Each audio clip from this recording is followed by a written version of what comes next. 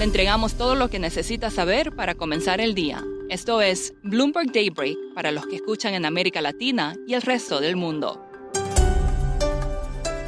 Buenos días y bienvenidos a Bloomberg Daybreak América Latina. Es 1 de agosto de 2025. Soy Eduardo Thompson y hoy tenemos día de más aranceles de Donald Trump. Nayib Bukele va por la reelección indefinida en El Salvador y explicamos el caso Álvaro Uribe en Colombia.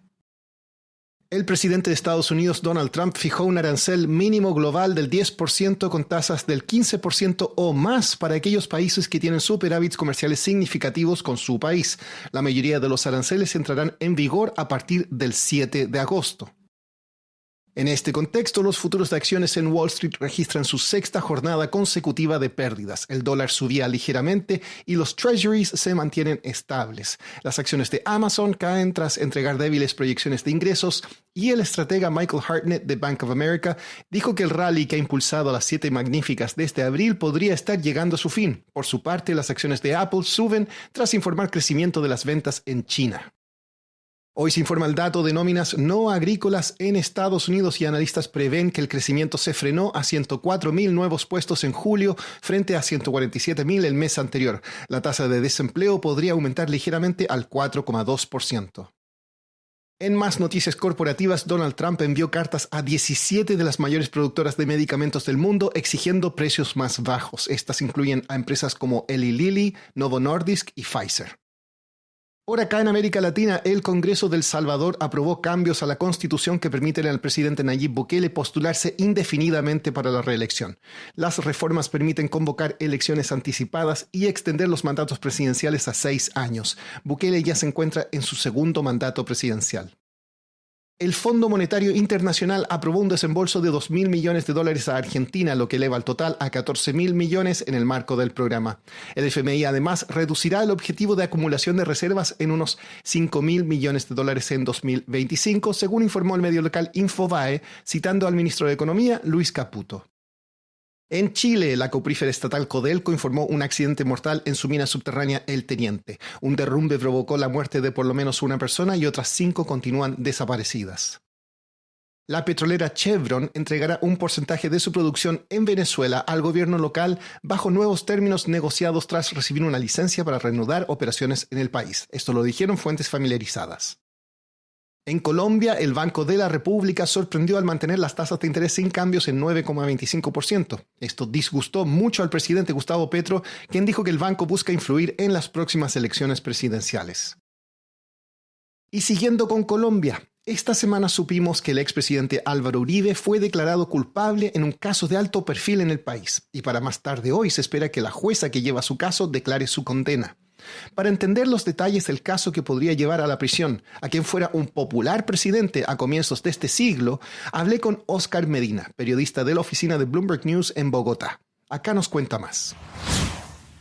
Álvaro Uribe Vélez fue el presidente más popular de Colombia entre los años 2002 y 2010. Cuando él llegó al poder, Colombia estaba prácticamente al borde del colapso. La violencia y la presencia y el control de grupos ilegales, grupos guerrilleros y paramilitares estaba ampliamente extendido. La violencia en esa época y el narcotráfico estaba disparado. Y decimos que Álvaro Uribe fue el presidente más popular porque en sus 2 campañas presidenciales fue elegido en primera ronda. Eso no había pasado en al menos los últimos 30 años. En la presidencia logró restablecer el control de muchas zonas en donde el Estado no tenía presencia, pero para algunas personas en esa búsqueda de seguridad se llevó a que las fuerzas militares llevaran a excesos e inclusive se aliaran con grupos ilegales, con paramilitares específicamente. Entonces,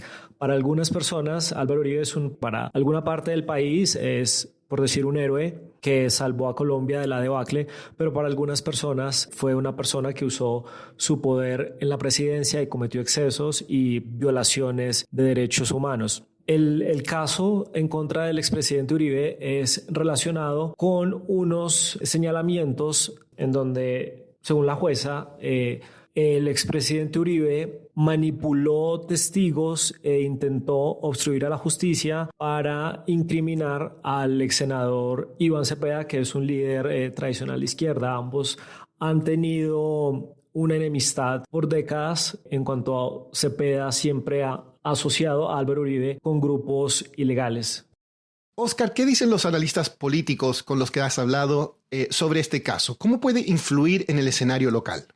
Después de la condena al expresidente Uribe, la polarización política se va a incrementar fuertemente y muy seguramente va a marcar el debate en las elecciones presidenciales del próximo año. La derecha y quienes apoyan al presidente Uribe van a alegar que el juicio estuvo cargado de un sesgo de la justicia y una persecución política, mientras que la izquierda seguramente va a interpretar la condena como una reivindicación a décadas de denuncias e insistencias de que el presidente tuvo vínculos con grupos ilegales o que cometió graves violaciones a los derechos humanos. El contexto actual es importante para las elecciones presidenciales porque los colombianos, a pesar de que han visto un deterioro en la economía, en el sistema de salud, han visto sobre todo un deterioro en la seguridad. Y la seguridad siempre ha sido uno de los principales problemas en Colombia, pero actualmente, según un sondeo de Atlas que hace para Bloomberg, los colombianos, después de la corrupción, consideran que un grupo de indicadores que incluye inseguridad, criminalidad y narcotráfico es la principal preocupación de los colombianos, y ese seguramente va a ser un factor clave en las elecciones presidenciales.